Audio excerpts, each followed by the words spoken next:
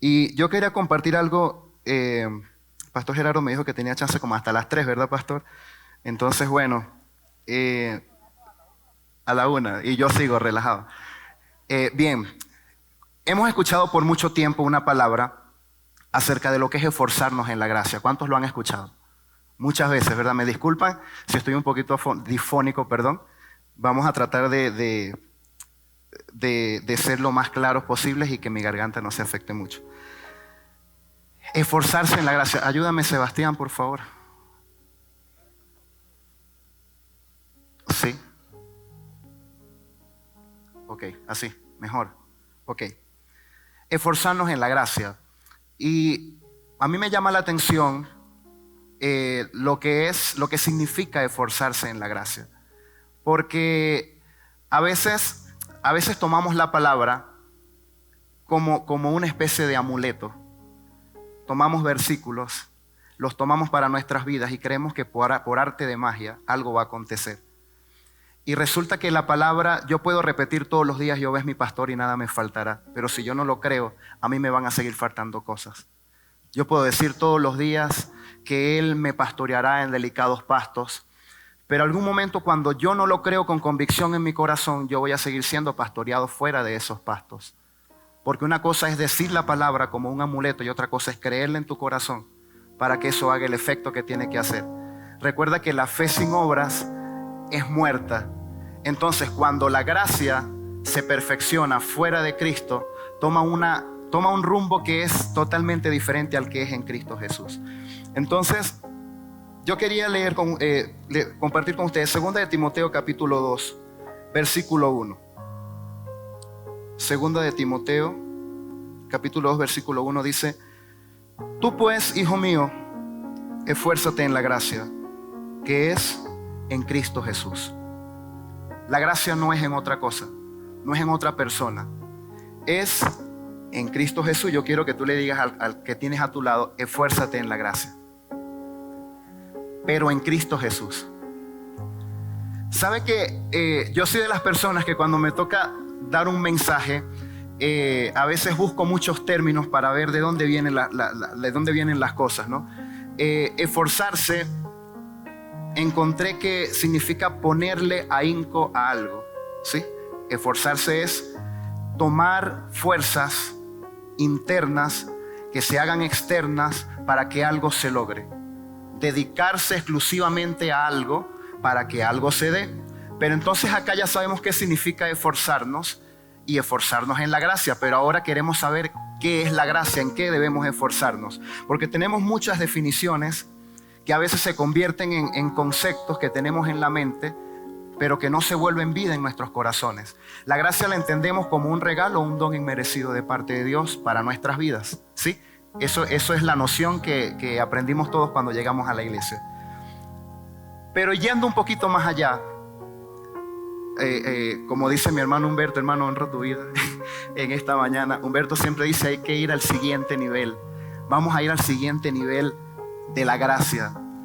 La gracia es la vida de Cristo. Y cuando vemos que la vida de Cristo está encapsulada en 4 evangelios, donde Él hizo milagros, donde caminó, donde hizo diferentes prodigios, donde hizo diferentes cosas, todas buenas, muy pocas malas, creo que ninguna mala. Pero entonces, yendo un poquito más allá, la gracia es la plenitud de la vida de Cristo. No solamente la vida de Cristo, sino la plenitud de la vida de Cristo.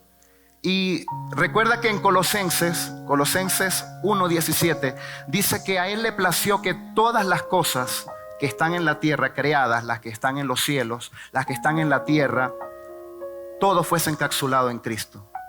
Porque Él es el principio y es el fin de todas las cosas.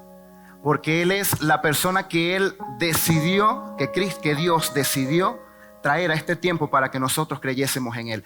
Pero entonces mira esto: esa porción de Cristo y todas las cosas que están dentro de Cristo también están dentro de ti. Y tienes que esforzarte en la gracia para que no seas tú, sino Él en ti. Puedes aplaudir a ese Cristo maravilloso.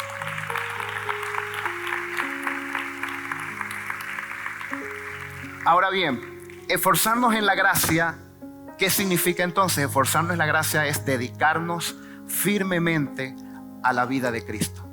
No es otra cosa. Esforzarnos en la gracia, el versículo, de ahora en adelante quiero que cuando lo leas no lo leas como un ritual. Esfuérzate en la gracia. Y parece, Pastor Gerardo, que a veces es como el consejo, el único consejo que los pastores tienen para las personas, ¿verdad? Hijo, esfuérzate en la gracia. Yo sé, pastor, pero necesito la solución al problema. Pero es que esfuérzate en la gracia, porque allí es donde está todo.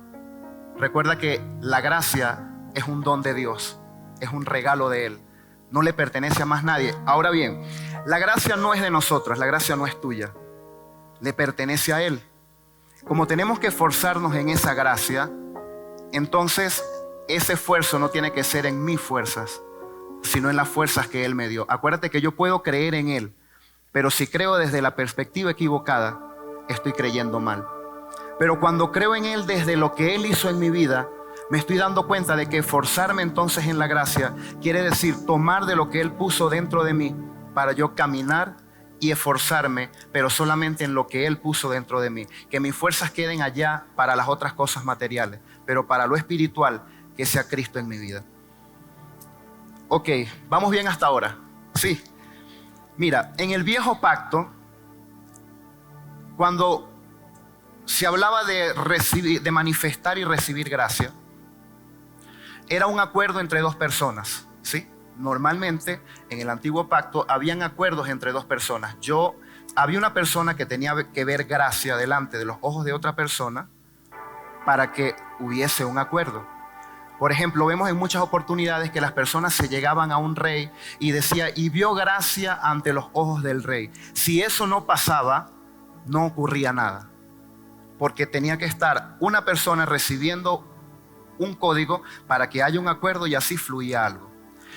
Saben que cuando Dios decide allá en Génesis raer al hombre de la humanidad, la palabra dice que Noé vio gracia ante los ojos de Dios. Y eso fue lo que permitió que Dios levantara a Noé para que esta generación que nosotros vemos continuara. Ahora, era un acuerdo entre dos partes. Pero ¿qué pasa en el nuevo pacto? En el nuevo pacto damos de gracia porque de gracia hemos recibido, sin importar la respuesta, sin importar lo que haya del otro lado. Por eso es difícil, porque no es en nuestras fuerzas. Ahora, yo escribí algo acá. La gracia requiere un esfuerzo total porque es un don de Dios, y la única manera de esforzarnos en la gracia es creciendo en el Espíritu. Es la única manera. No hay otra manera de crecer en la gracia, de esforzarte en la gracia, si no es creciendo en el Espíritu. Yo quiero que tú repitas conmigo, creciendo en el Espíritu. Ahora pregúntale también a tu amigo, ¿qué es crecer en el Espíritu? Crecer en el Espíritu. Crecer en el Espíritu es andar como Él anduvo. No hay otro concepto. Es andar como Él anduvo. Primera de Juan, capítulo 2, versículo 5. Sebastián, si me ayudas, por favor. Primera de Juan, capítulo 2, versículo 5. Pero el que guarda su palabra, en este verdaderamente el amor de Dios se ha perfeccionado. Por esto sabemos que estamos en Él. Y el siguiente. El que dice que permanece en Él debe andar como Él anduvo. Aquí no se trata de lo que digamos nosotros, porque yo puedo decir muchas cosas de cómo camino en Él, pero en realidad tiene que verse Él manifestado en lo que hacemos. Recuerda que el que da testimonio es el de afuera, no el de adentro. Entonces nosotros, cuando manifestamos a Cristo, tenemos que ver que estamos haciéndolo como Él lo hizo, que estamos caminando como Él caminó. Eso es algo que yo he entendido en mi corazón y me ha costado bastante, porque hay personas que dicen, yo tengo que ver qué haría Cristo en esta circunstancia. Pero yo no me pregunto a veces qué haría Cristo, porque Él tenía unas características muy particulares. Las de nosotros son mayores, no porque seamos más que Él, sino porque el don de la gracia que nos habita permite que nosotros manifestemos lo que Él manifestó, y en un ámbito mayor, porque la gracia nos habita. ¿Cuántos lo creen? Ok, la ejecución de la gracia es totalmente vivencial y corporativa. Tú no manifiestas la gracia frente al espejo viéndote a ti mismo. la gracia se manifiesta dentro del cuerpo. Yo no puedo llegar y ser gracioso. ¿Saben que gracioso viene de allí? Exacto. Cuando entendemos que todo es corporativo, yo empiezo a darme cuenta que la gracia yo la manifiesto es con mi hermano. Yo no puedo manifestar la gracia en mi casa, solito en mi cuarto, orando y gritando y diciendo gloria a Dios, aleluya. La manifiesto aquí en el cuerpo. Por eso es que hay personas que son muy espirituales hasta que llegan a la congregación y están constantemente acá, porque yo diariamente tengo que tolerar a mi hermano, tengo que resistir a mi hermano, tengo que apoyar a mi hermano, tengo que estar constantemente en un mover en el que yo tengo que poner en práctica lo que hay dentro de mí. Si no, estoy practicando otra cosa que no es su gracia. Ahora bien, yo normalmente copié aquí 50 cosas que debe hacer un hombre. No, mentira. ¿Cuántos me siguen hasta acá? Repite conmigo: esforzados en la gracia. Esforzados en la gracia. Una persona esforzada en la gracia entiende que amar a su prójimo es un principio del reino, porque ya ha aprendido a amar a Dios y ya aprendió a amarse a sí mismo. Yo no puedo amarte a ti si no he aprendido a amar a Dios y si no he aprendido a amarme a mí mismo, porque no puedo dar de lo que no tengo. Cuando nosotros caminamos en esa convicción, entendemos que muchas veces la ley nos trae heridas, nos da herida porque marca nuestras vidas. La ley trae sufrimiento al corazón de la persona que solamente ve ley. Pero cuando la ley es interpretada de buena manera, en aquel tiempo se vivía mucho bajo la ley, pero no todo el mundo vivía en tristeza. Había personas que aplicaban la ley, la entendían y vivían bajo principios y eran prósperos. Los judíos no todos creen en Dios, pero activan principios de reino y ellos viven en prosperidad, aunque no crean en Dios. Porque cuando activas un principio del reino, tu vida va a ser prosperada. Pero no quiero hablarte de prosperidad. Vamos a Lucas capítulo 10, versículo 25 en adelante. Lucas capítulo 10, del 25 en adelante.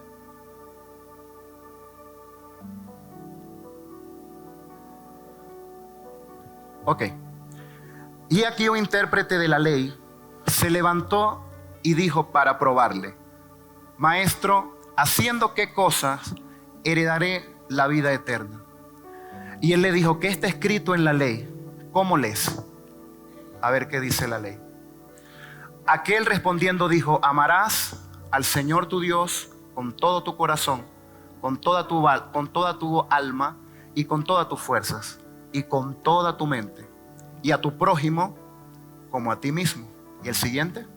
Y le dijo: bien has respondido, haz esto y vivirás. Y el siguiente. Pero él, queriendo justificarse a sí mismo, dijo a Jesús: ¿y quién es mi prójimo? Entonces Jesús aquí comienza a darle la cátedra. Él dice: había un hombre que descendió de Jerusalén a Jericó y fue golpeado, cayó en manos de ladrones, cayó en manos de personas que lo maltrataron, que lo hirieron y lo dejaron medio muerto. Y cuando estaba él tirado, pasa un sacerdote y lo vio que estaba allí, pero lo vio y pasó de largo. Resulta que viene un levita y también pasa al lado de él y lo ve que está allí tirado, pero pasó de largo. Pero entonces venía un samaritano que, con respecto a la cultura, no tenía nada que ver con esta persona. No tenía ni siquiera que pararse a ver qué estaba pasando allí. Tenían problemas geográficos, tenían problemas políticos, tenían diferentes tipos de problemas. Pero la palabra dice que fue movido a misericordia, y aquí es donde yo quiero llegar. Porque la gracia activa misericordia dentro de ti, inhabilita la ley y activa la misericordia. La gracia activa el perdón dentro de ti, activa todo lo que tiene que ver con la vida de Cristo, inhabilita la ley y hace que tú actúes por encima de todo lo que te oprime para hacer las cosas. Allí yo entiendo que entonces ser movido a misericordia no tiene que ver con sentir lástima por alguien, sino sentir el amor de Cristo en tu corazón para tender la mano al que lo necesita. No solamente con un sobre de $10,000 que lo puedo recibir, sino también con un abrazo, con una sonrisa, con un afecto, con un Cristo te ama. Saben que eso hace mucho tiempo era muy práctico. Cristo te ama, el Señor te ama. Y hay personas que hoy en día eso no se dice mucho. ¿Y saben lo que puede transformar una vida eso? Una manifestación de gracia. Entonces fue movido a misericordia. A ver qué hizo.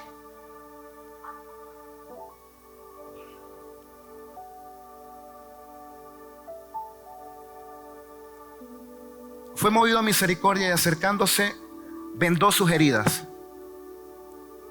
Esto me llama mucho la atención porque cuando nosotros vemos a una persona herida, normalmente nuestra actitud es como de estar impotente ante una situación. A veces es más fácil ver a la persona caída que ir y levantarla, porque a veces son impresiones, son estímulos dentro de las personas. Pero él de una vez fue movido a misericordia y vendó sus heridas. Luego le echó aceite y vino, pero no lo dejó ahí tirado, sino que lo montó en su cabalgadura, lo llevó al mesón, al lugar donde se cuidaban a las personas, donde se tenía cuidado de ellas, y cuidó de él. El siguiente, Sebas. Al otro día, cuando se fue, sacó 2 denarios y los dio al mesonero y le dijo, al mesonero no al de la cantina, al mesonero del lugar donde estaban cuidándolo. Y le dijo, cuídamele y todo lo que gastes de más, yo te lo pagaré cuando regrese. ¿Había o no había gracia en esta persona? ¿Estaba esforzándose en la gracia o no se estaba esforzando? Ahora imagínese usted tener que ayudar a su vecino que le hace la vida imposible todos los días. No al vecino, vamos a irnos más cerca, vamos aquí a la iglesia, al vecino que usted tiene aquí dentro de la congregación.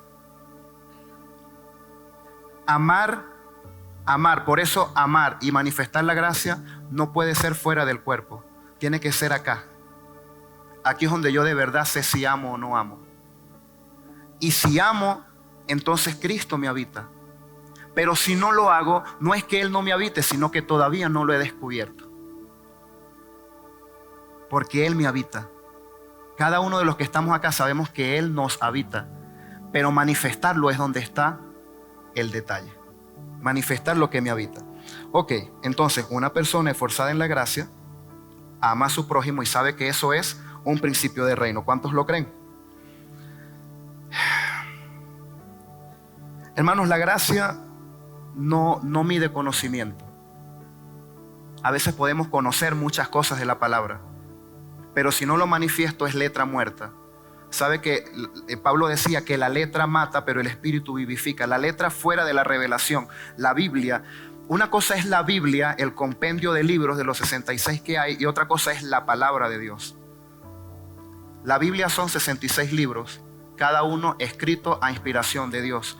Pero la palabra es la verdad revelada de Cristo a través de las Escrituras. Cuando nosotros vemos que Cristo ha sido revelado en mi vida, ya yo no leo más la Biblia, porque leer la Biblia es agarrar un libro y comérselo, hojearlo. Pero leer la palabra es escuchar a Dios. La única manera de escuchar a Dios es aquí, es a través de su palabra. Ok, una persona esforzada en la gracia entiende que su proceso no es su destino final, sino que es un impulso para el cumplimiento de su propósito. Hay personas que en medio de su proceso lloran, gritan, gimen, Señor, ¿por qué? ¿Qué está pasando? ¿Por qué a mí? Yo soy un hijo tuyo, yo oro y lloro. Pero entonces resulta que los procesos no dependen de ti ni de lo que tú hagas. Dependen directamente de Él, porque Él no llama a hijos a sufrir. Él llama a hijos a posicionarse, pero en medio de ese posicionamiento tiene que haber sufrimiento también, para que su obra sea perfeccionada. Segunda de Corintios capítulo 4, versículo 16 en adelante. Segunda de Corintios capítulo 4, versículo 16.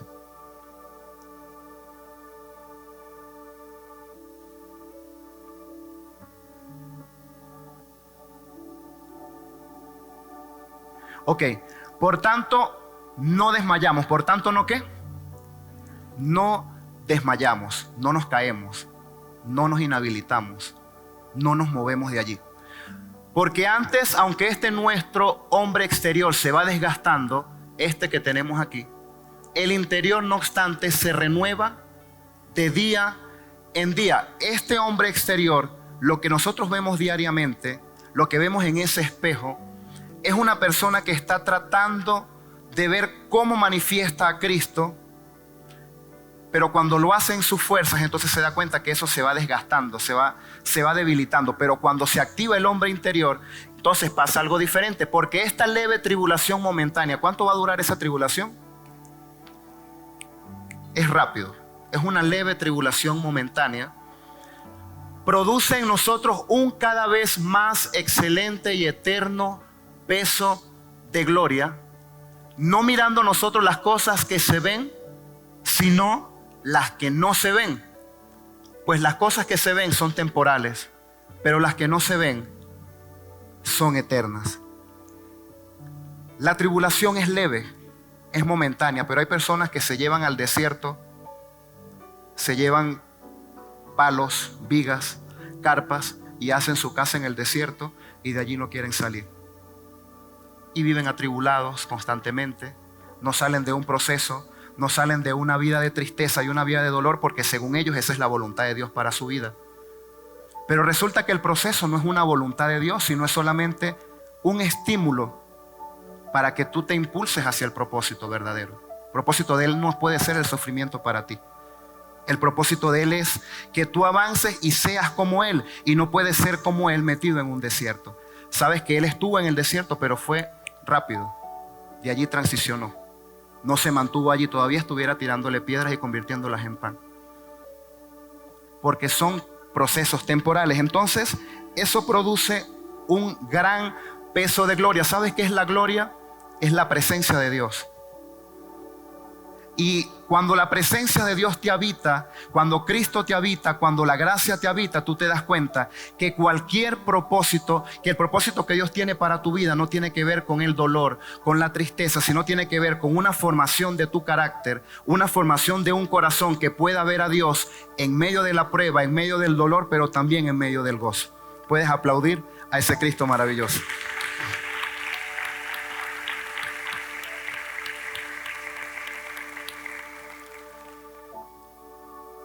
Ok, la primera era que una persona esforzada en la gracia ama a su prójimo, porque es un principio de reino.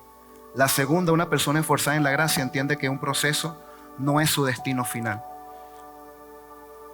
Una persona esforzada en la gracia, la siguiente, entiende que tiene herencia, aunque no la pueda ver materializada aún.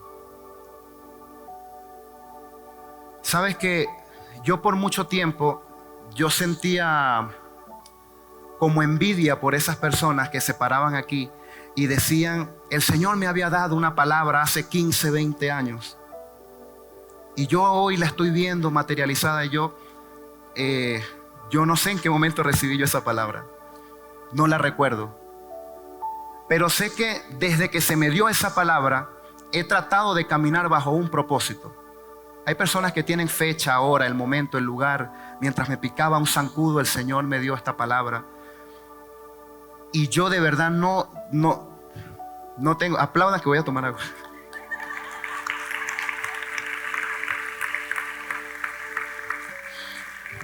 Yo no tengo una fecha de yo decir: el día tal de febrero, el Señor vino a mí en forma de ángel y me dijo: hijo, de aquí en adelante te llevaré a Mérida, porque cuando eso estaba en Apure. Y yo sé que yo llego para Mérida con un propósito. Yo lo sabía, pero no sabía cuál, pastor. Y en medio de buscar ese propósito me desvié totalmente. Desviado totalmente. Los jóvenes que han estado en nuestras reuniones, en nuestras vigilias, conocen más o menos cuál es mi testimonio.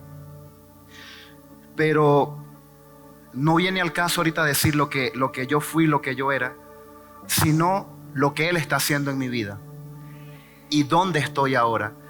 Entonces,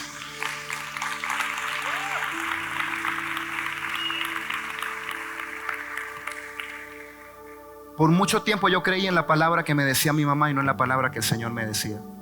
Mi mamá fue la persona que me posicionaba, pero así radicalmente. Me decía, hijo, ¿usted es o no es evangélico?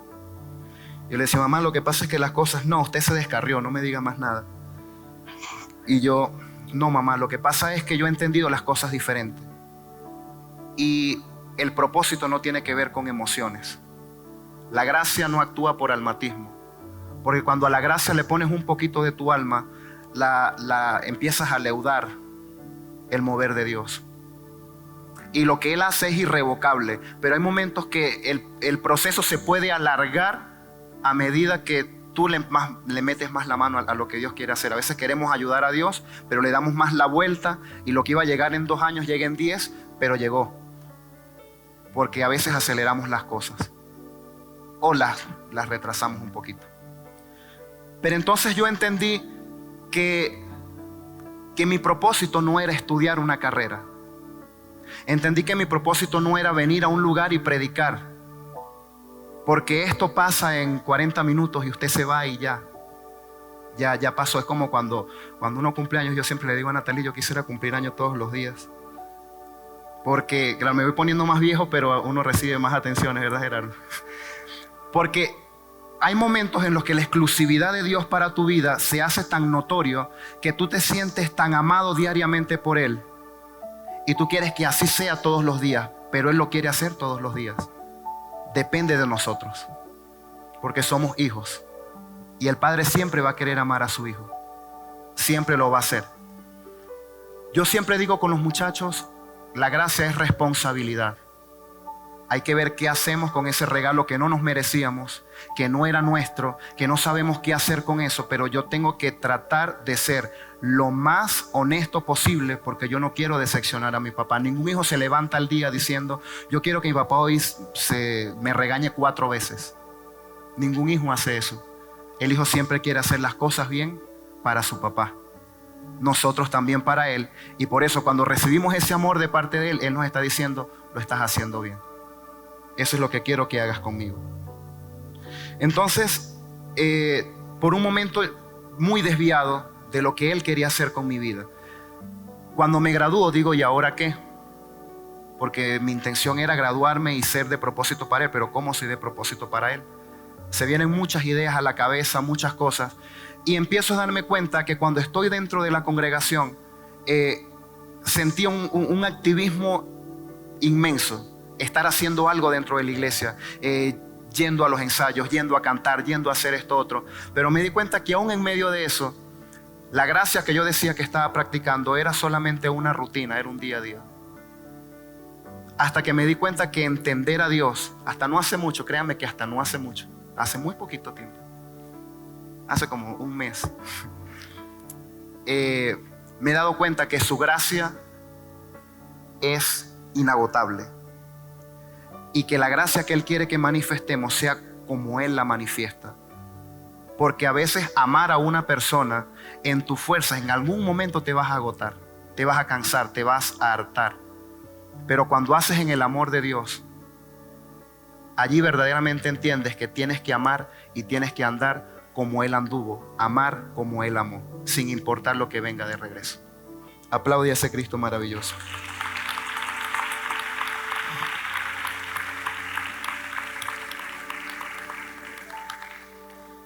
Entonces, una persona esforzada en la gracia entiende que tiene una herencia aunque no la pueda ver aún materializada. ¿Sabes que tu herencia no es lo que posees, no es lo que tienes? Eso es una parte de eso. Tu herencia no tiene que ver con el carro que tienes, con la casa que tienes. La herencia no tiene que ver con la empresa que tengas, porque eso es material. Y hay manifestaciones, hay personas que dicen, no, yo confío en Él, yo sigo el reino y su justicia y las demás cosas se añaden, pero aún lo que se añade no es lo material. Porque no es que tú te portaste bien y Él te tiró un carro al frente de la casa el otro día. La añadidura también es espiritual. La añadidura te da capacidades para tú hacer riquezas, pero la añadidura no es material. Yo no trabajo para Él. ¿Saben que hay personas que activan códigos de reino simplemente porque saben que haciendo una cosa van a recibir algo? Y Dios es tan bueno que Él sigue haciendo las cosas para complacer a sus hijos. Hay personas que dicen, yo voy a hacer esto, como el joven rico que decía, yo ayuno, yo hago esto, yo hago lo otro, y eso trae bendición. Pero la intención del corazón es lo que importa. Si lo haces para honrar a Dios o si lo estás haciendo simplemente para recibir beneficios, porque esos beneficios en algún momento se van a ir también. Y tú vas a estar muy triste cuando eso se vaya. Pero ¿cómo va a quedar tu corazón ante la presencia de Él? Entonces, cuando entendemos que su herencia no es material, sino que es espiritual, nos damos cuenta que las riquezas espirituales que tenemos en Cristo Jesús nos habilitan para tener todas las cosas. Repite conmigo, todas las cosas. Y esa cosa, ¿sabes qué es? Justicia. Pensabas que iba a decir carro, dólares, no. Justicia, misericordia, perdón, paz. Vas a tener muchas cosas que te van a permitir vivir una vida plena en Cristo, y eso automáticamente va a hacer que tú pienses en la manera correcta de hacer todos los bienes que Dios tiene preparado para ti. Pero primero alcanza la benignidad, alcanza la paz, alcanza la plenitud de Cristo, porque lo que habitaba Cristo no eran bienes. Fíjate dónde nació y fíjate cómo murió, pero fíjate de dónde venía y hacia dónde fue. Entonces, cuando Cristo está en una cruz, crucificado, y te das cuenta que es el rey que tenía todas las riquezas, porque viene del cielo. ¿Dónde estaban sus riquezas? Estaban escondidas en Dios. Y siguen estando allí, no escondidas, sino expuestas a todos nosotros ahora, que somos ricos junto con Él. ¿Cuántos lo creen?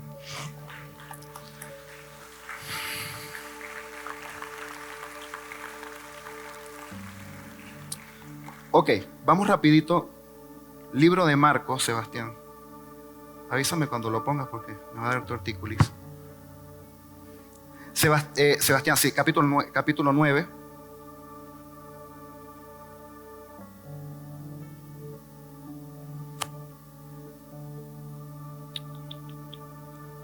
Ya va.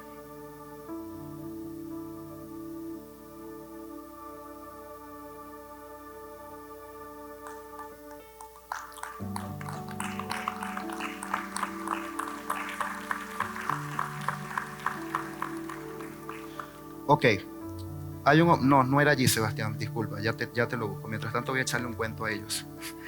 Mira, ¿sabes que hay un hombre que era ciego? Como muchos en los que hay en la palabra.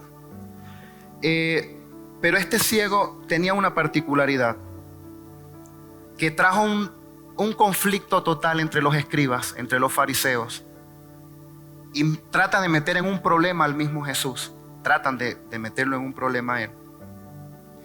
Y capítulo 10, Sebastián.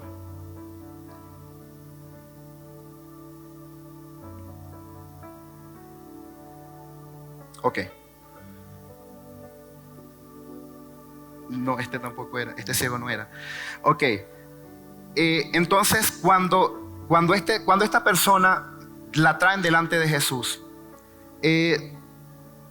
encuentran a un hombre que quiere hacer un acto de misericordia con un ciego, que es el mismo Jesús. Ahora sí, capítulo 9, Juan, capítulo 9.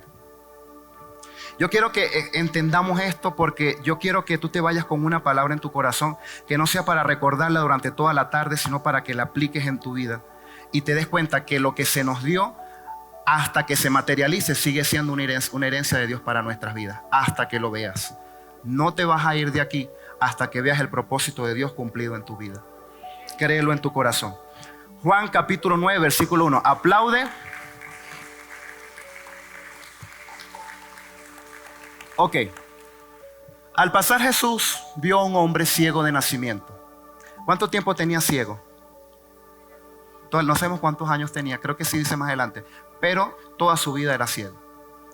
Yo a veces me pregunto, ¿qué idea tiene una persona que es ciega de nacimiento de cómo son las cosas? Y estaba leyendo un estudio que las personas ciegas no ven el color negro. porque el negro es un color. Entonces no pueden ver nada. Una persona ciega simplemente no ve y ya. Ni nublado, hermano, porque el nublado tiene una percepción. Es un vacío, es un nada.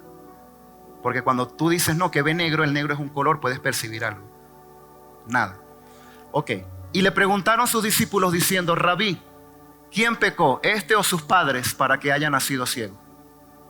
Respondió Jesús: no es que pecó este ni sus padres, sino para que las obras de Dios se manifiesten en él. Estos somos nosotros a veces trayéndole al Señor diferentes motivos para que Él juzgue a uno, o le dé un pescozón al otro, o le dé una patada al otro, y yo salir como el conocedor de la ley ante el Señor. Pero Él no trabaja de esta manera. Me es necesario hacer las obras del que me envió, entre tanto que el día dura, la noche viene cuando nadie puede trabajar. Entre tanto que estoy en el mundo, luz soy del mundo. Siguiente. Dicho esto, escupió en tierra e hizo lodo con la saliva y untó con el lodo los ojos del ciego. Y le dijo: ve a lavarte en el estanque de Siloé, que traducido es enviado. Fue entonces y se lavó y regresó viendo. No veía y ahora viene viendo. Ok. Entonces los vecinos y los que antes le habían visto que era ciego decían: ¿no es este el que se sentaba y mendigaba? Siguiente. Unos decían: él es, y otros: a él se parece. Y él decía: yo soy. Él escuchaba los rumores, igual como cuando Jesús decían: este no era el hijo de José, este no era el carpintero. Sí, yo soy. Siguiente. Y le dijeron: ¿cómo te fueron abiertos los ojos? Cuestión que una persona esclava de la ley nunca va a entender. Solo las personas que estamos bajo la gracia podemos entender cómo fueron abiertos nuestros ojos. Solo los que habitan bajo ese privilegio. Respondió él y dijo: aquel hombre que se llama Jesús hizo lodo, me untó los ojos y me dijo: ve al Siloé y lávate. Y fui y me lavé y recibí la vista. Entonces le dijeron: ¿dónde está él? Y él le dijo: no sé. Llevaron ante los fariseos al que había sido ciego, y era día de reposo cuando Jesús había hecho el lodo y le había abierto los ojos. Siguiente. Volvieron pues a preguntarle también los fariseos cómo había recibido la vista, y él dijo: me puso lodo sobre los ojos y me lavé y veo. Fíjense que algo comenzó muy sencillo, pero ya viene un proceso un poquito más, todo se convierte en un conflicto, todo es una cadena, como cuando alguien se entera en su sector de que a usted le pasó algo, y usted llega a su casa después de un accidente, que Dios lo guarde, y todo el mundo se hizo una historia completa de lo que le pasó a usted. Según sus vecinos, usted se cayó de un avión y resulta que fue que se cayó de su bicicleta. Entonces se hace una imagen completa, ¿no? Una escena. Entonces algunos de los fariseos decían: ese hombre no procede de Dios porque no guarda el día de reposo. Otros decían: ¿cómo puede un hombre pecador hacer estas señales? Y había disensión entre ellos. Siguiente, Sebas. Entonces volvieron a decirle al ciego: ¿qué dices tú del que te abrió los ojos? Y él dijo que es profeta. Pero los judíos no creían que él había sido ciego y que había recibido la vista, hasta que llamaron a los padres. Miren hasta dónde fue la cosa. Este hombre estaba tranquilo en su casa, no en su casa, estaba en el patio del estanque. El Señor lo quiere sanar, pero entonces ahora resulta que toda Jerusalén se entera de este problema y llaman a los papás que estaban relajados por allá trabajando y quieren traerlos acá para preguntarle otras cosas. Pero los judíos no creían que él había sido ciego y que había recibido la vista, hasta que llamaron a los padres del que había recibido la vista. Llegaron los testigos y les preguntaron diciendo: ¿este es vuestro hijo, el que vosotros decís que nació ciego? ¿Cómo pues ve ahora?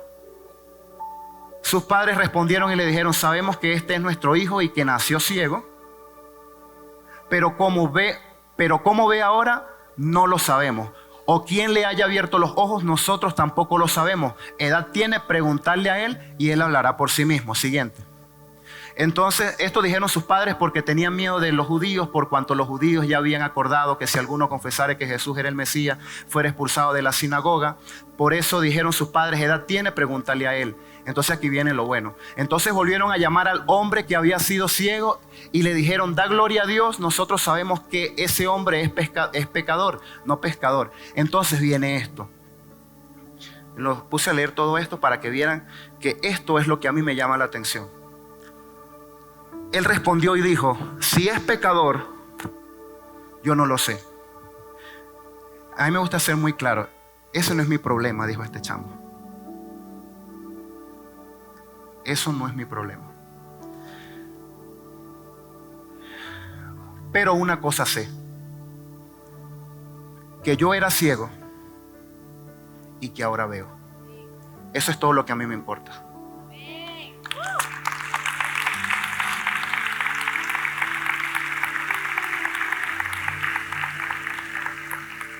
Mira, a mí no me importa lo que yo pasé en mi vida.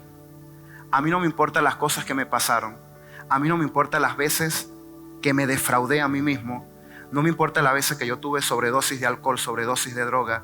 A mí no me importa las veces que... No me importa las veces que yo traté de llevar una vida delante de mi familia recta. Pero en el liceo era... no se vayan a reír. Yo en el liceo era... ay, chamo. En el liceo donde yo estudiaba, yo era la persona que distribuía la droga. Entonces, esas cosas son contradictorias a lo que yo estoy viviendo ahorita. Pero a mí no me importa eso. No me importa lo que pasó hace un año, hace 2 años, hace 3 años. No me importa el momento en el que se me dijo que yo tenía herencia. Me importa que la herencia que tengo ahora la estoy viendo materializada en mi vida y que seguiré viendo todas las cosas que Él está haciendo.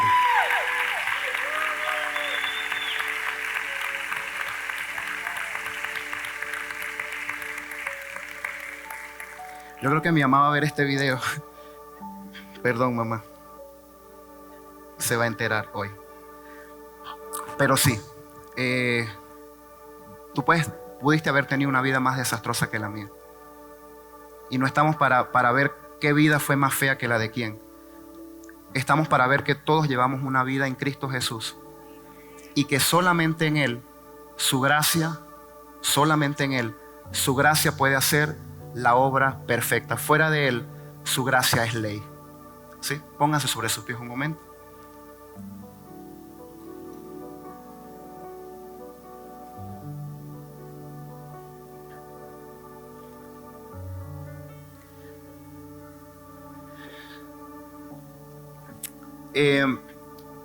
A veces somos muy almáticos y preguntamos y decimos: yo no sé cómo está tu vida, si tu vida está en problemas, si tu vida... Yo sé que todos tenemos problemas, sé que todos los tenemos, así que preguntarlos y decirlos ahorita es una redundancia. Pero yo quiero decirte que en medio de ese problema, su gracia siempre va a prevalecer. Tu problema está aquí y su gracia está aquí. Para tú pasar hacia el nivel de la gracia, no tienes que ignorar el problema ni decir que ya no está allí. Solamente tienes que tender la vista un poquito más allá y saber que sobre esa gracia Cristo venció. Que en esa gracia Él vence, y sobre tu problema, sobre tu dificultad, sobre tu enfermedad, sobre tu tristeza, sobre tu dolor, sobre tu problema de desempleo, sobre tu problema familiar, su gracia te sigue cubriendo. No encubriéndote, cubriéndote. Su gracia sigue siendo fiel. Su gracia sigue siendo fiel. Padre, te damos gracias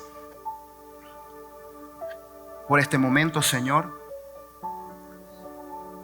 Gracias, Jesús.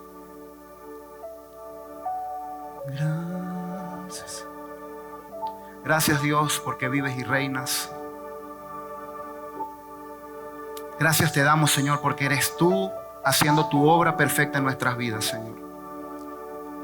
Gracias te damos porque tu gracia, Señor, nos lleva a verte a ti manifestado en nuestras vidas. Gracias porque ya entendemos que no es un amuleto bíblico esforzarnos en la gracia, sino que es una vida entregada a ti ante esa presencia maravillosa que hace que te veamos a ti como tú fuiste en esta tierra, Señor, porque estamos nosotros aquí en esta tierra. Ayúdanos a andar como tú anduviste, Señor, a verte con los ojos que tú viste a papá. Ayúdanos, Señor, a ignorar que el problema es más grande que tú, porque tú sigues siendo fiel. Porque lo que tú hiciste, Señor, permite que nosotros veamos una obra perfecta, una obra terminada. Que no veamos lo que somos ahora, sino lo que tú harás en nuestras vidas, Señor, cuando el propósito sea alcanzado. Ayúdanos a ver tu obra perfecta, Señor, porque eres tú quien te encargas de perfeccionarla, no nosotros. Ayúdanos a dejar que tú hagas. Señor, que esforzarnos en la gracia no sea un tema filosófico, un tema teológico. Que esforzarnos en la gracia sea un tema de tu relación con nosotros, de nuestra intimidad contigo, Señor. Señor, aquí está cada corazón de tus hijos. Aquí está cada hijo tuyo, Señor. Aquí tienes a cada uno de tus hijos, papá. Señor, conocemos y entendemos el poder que hay en ti. Reconocemos que sin ti, Señor, somos personas que no tienen rumbo, pero que en ti, Señor, el destino de ser como tú cobra vida, Señor. Ahí nos damos cuenta que mi problema no se compara con el peso de gloria que representas tú en nuestras vidas, Señor. Gracias te damos, Señor, porque esta leve tribulación momentánea simplemente es una excusa tuya para darnos a entender que aún en medio de ese problema, tú sigues siendo fiel, Señor. En el nombre de Jesús. Amén y amén.